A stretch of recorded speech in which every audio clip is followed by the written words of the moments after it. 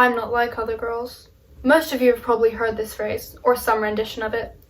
I went through this phase at about 7 years old after constantly hearing associations between femininity and weakness.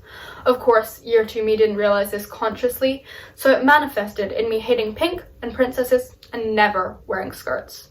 Year 2 me would have hated this shirt.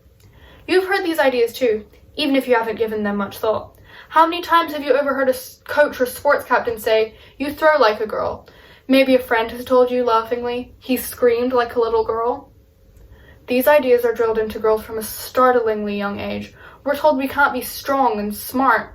We're told that femininity and strength are mutually exclusive. So instead, we call ourselves tomboys and quirky as a way to distance ourselves from our femininity.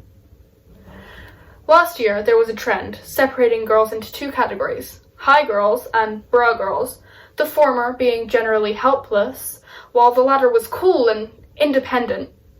These unnecessary terms divide women when we should be allies, and reduce us to two-dimensional characters when we're really multifaceted individuals. These are assumptions that affect everyone. They tell us that boys must be strong, and insinuate that any display of emotion is weakness, all the while reiterating gender constructs that harm everyone, no matter their gender. What we desperately need is to dismantle these values rather than constantly reaffirming them, because too many girls believe that their gender makes them somehow inferior. If these ideas carry into adulthood, it can limit women's abilities to work with other women, to believe them, support them, even vote for them.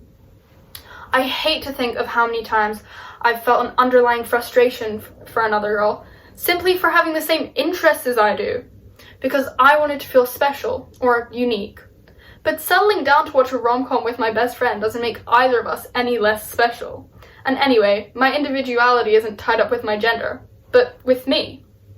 I think if year 2 me looked at me now, she'd be proud, because despite my clothes and my makeup, I'm still the same me, half adventurous, half scared, and still just as unwilling to let my gender hold me back.